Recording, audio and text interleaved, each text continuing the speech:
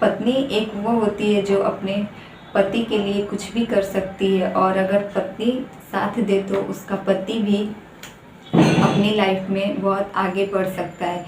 लेकिन अगर पत्नी पैसे की लालच में अपने पति को ही जान से मार दे या फिर वह किसी गलत राह पर निकल जाए तो यह दोनों की ज़िंदगी बर्बाद कर देता है। अगर पत्नी चाहे तो वह अपने पति के साथ एक गरीब की झोपड़ी में भी घर को बसा सकती है, और पत्नी चाहे तो पैसे की महल में भी रहकर अपने पति को ज़िंदगी में आगे बढ़ना तो दूर, वह चैन से जीने भी नहीं दे सकती। इसी प्रकार अंजू जो एक खूबसूरत लड़की थी और इसने अपनी खूबसूरती का बहाना बनाकर और इसी का फ़ायदा उठाकर, लेकिन इसे पैसे की यह ज़्यादा ही शौकीन थी, यह पैसे की कहे तो लालच इसके अंदर ज़्यादा ही था, जिस वजह से ये अपने पति का साथ नहीं दे पाई और यह पैसे कमाने के चक्कर में, एक बड़े आदमी बनने के चक्कर में अपने पति को भी त्याग कर गलत राह चुन लेती है। इसीलिए किसी भी औरत को ऐसा नहीं करना चाहिए। उसके पति के पास जितना है, जो कुछ भी है, उसको अपने पति का साथ देना चाहिए, और पैसे की लालच में गलत रास्ते पर जाने से सबकी ज़िंदगी बर्बाद हो सकती है। Hello friends, welcome back to my YouTube channel Sangeeta .Rinku ji में आप सभी का फिर से एक बार स्वागत है। और आज मैं फिर से आप सभी के बीच एक नई और सच्ची घटना के साथ हाजिर हूँ। तो फ्रेंड्स, आज की कहानी शुरू करें इससे पहले अगर आप हमारे चैनल पर नए तो प्लीज़ हमारे चैनल को सब्सक्राइब कर दीजिए, और वीडियो पसंद आए तो लाइक कमेंट जरूर कीजिएगा।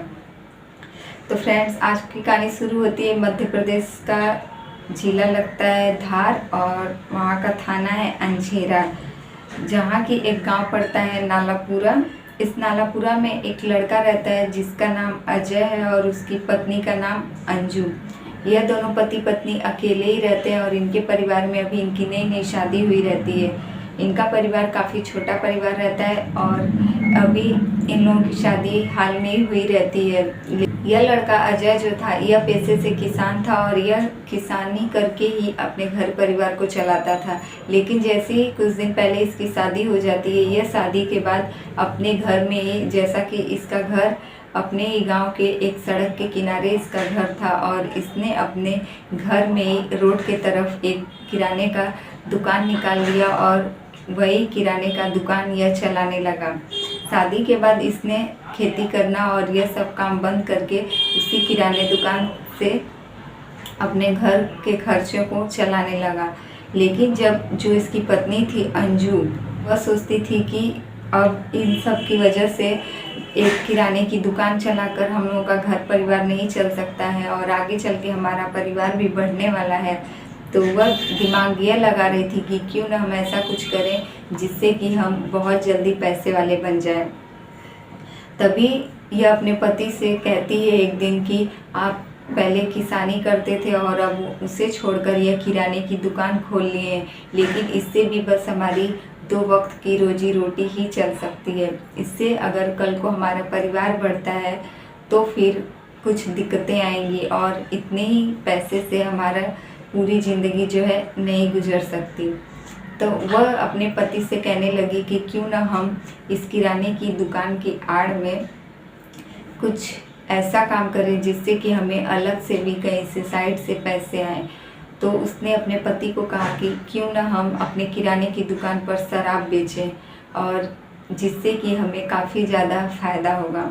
लेकिन इस बात से उसका पति जो है इनकार कर देता है, क्योंकि उसका पति कहता है कि हम अपने गांव में बचपन से ही रहे हैं और इस प्रकार गलत काम करके हम पैसा कमाना नहीं चाहेंगे। उसका आदमी, यह जो अजय था, यह बेचारा काफ़ी सीधा साधा लड़का था और इसके माता पिता भी इसका साथ नहीं देते हैं। तभी यह बेचारा अकेले ही अपनी ज़िंदगी गुजारता है और अपनी शादी खुद करके अपनी पत्नी को लेकर आता है, जिससे कि यह अपनी पत्नी को भी नहीं खोना चाहता था। और इसलिए इसने बहुत समझाने पर अपनी पत्नी की बातों को मान लेता है और यह अपने ही दुकान पर शहर जाता और शहर से शराब खरीद कर लेकर आता था और अपने ही दुकान पर किराने की दुकान की आड़ में यह शराब बेचता था। यह अजय जो था, यह शहर जाता था और शहर से शराब लेकर आता था और अपनी किराने की दुकान पर शराब बेचना शुरू कर देता है। तभी इसके गांव में एक मनोहर नाम का जमींदार था जो काफ़ी पैसे वाला था, वह एक नंबर का शराबी था, वह नशेड़ी था। इस कदर था कि वह हर जगह पता लगा लेता था कि गांव में कहाँ शराब मिलता है। किसी तरह मनोहर को एक दिन यह बात पता चला कि अजय अपनी पत्नी अंजू के साथ जो किराना दुकान चला रहा है उस पर यह लोग शराब भी बेचते हैं। तभी यह मनोहर जो है एक दिन पहुंचता है जहां की अजय शहर गया हुआ था शराब लेने के लिए और उसकी पत्नी अंजू उस दुकान पर बैठी थी। तभी यह मनोहर वहां जाता है और इसकी नज़र अंजू पर पड़ती है। यह वहां से शराब लेता है, लेकिन यह अंजू को देख उस पर दीवाना हो जाता है, क्योंकि अंजू जो थी अजय की पत्नी वह काफ़ी खूबसूरत लड़की थी। वह देखने में काफ़ी खूबसूरत थी। एक बार उसे कोई भी अगर देख लेता तो उसकी खूबसूरती का दीवाना हो जाता है।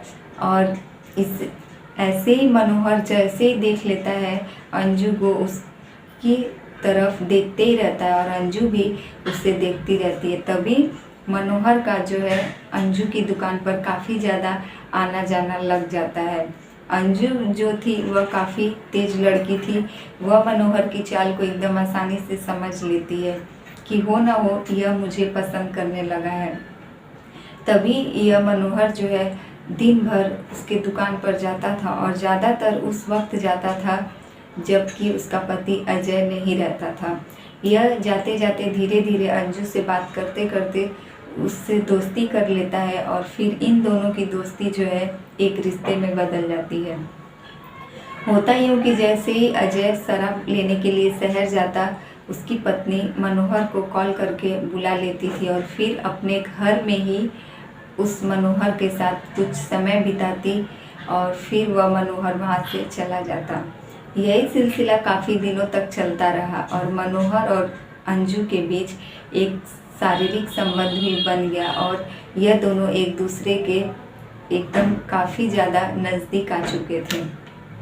यह बात अभी तक अजय को यह बात नहीं पता था और वह अपनी पत्नी के ऊपर काफ़ी ज़्यादा भरोसा करता था। वह कभी सोच भी नहीं सकता था कि उसकी पत्नी अपनी खूबसूरती का एक बहाना करके और ऊपर से पैसे के लिए कुछ भी कर सकती है। मनोहर एक जमींदार था, इसलिए अंजू जो है पैसे के लिए उसकी तरफ चली गई थी, क्योंकि इसे पता हो गया था कि मनोहर हमारे गांव का काफ़ी पैसे वाला यह जमींदार घर से है और इसलिए इसने मनोहर को अपने वश में कर लिया था। तभी मनोहर एक दिन जो है अपने एक दोस्त को लेकर, जिसका नाम सावन रहता है, उससे लेकर उस दुकान पर जाता है और सावन भी अंजू को देख उसकी तरफ आकर्षित हो जाता है और अंजू भी सावन को देखती रहती है। तभी एक दो दिन मनोहर और सावन को लेकर जाता उसकी दुकान पर शराब लेने के लिए। इसी प्रकार सावन की भी दोस्ती मनोहर अंजू से करवा देता है और तीनों की दोस्ती हो जाती है। जब तीनों की दोस्ती आगे बढ़ने लगती है, बातचीत का सिलसिला शुरू हो जाता है।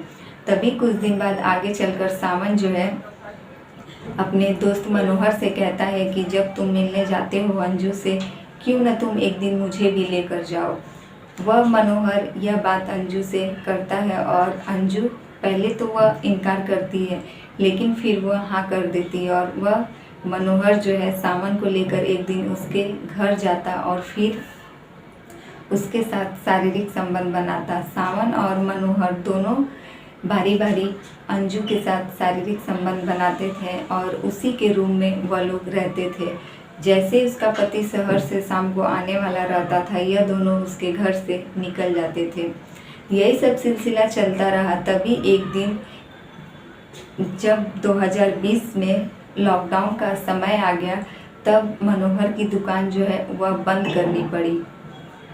तभी लॉकडाउन में दुकान बंद होने की वजह से मनोहर और सावन जो है अंजू से मिलने नहीं आ पाते थे।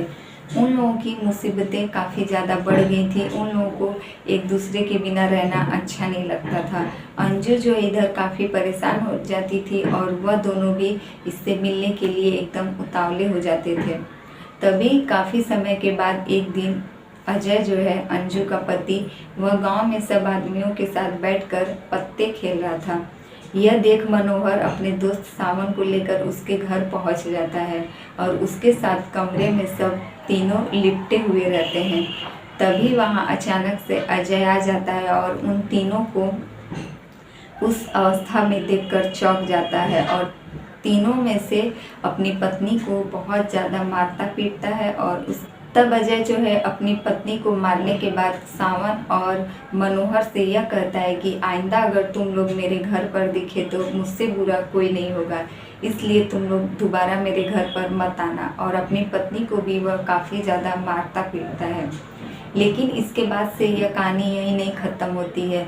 हर रोज़ मनोहर की याद और सावन की याद अंजू को आती ही थी, लेकिन अंजू अपनी हरकतों से बाज नहीं आती थी। इधर अजय जो था वह अपनी पत्नी से आए दिन कुछ न कुछ बात को लेकर दोनों के बीच झगड़ा चलता ही रहता था और मारपीट का सिलसिला तो लगा ही था। अजय अपनी पत्नी को हर रोज़ झगड़ा करते वक्त मारता ही पीटता था। एक दिन हुआ यूं कि अजय नशे की हालत में आकर अपनी पत्नी को बहुत ज़्यादा ही मार देता है और उसकी पत्नी अंजू यह खबर मनोहर को देती है।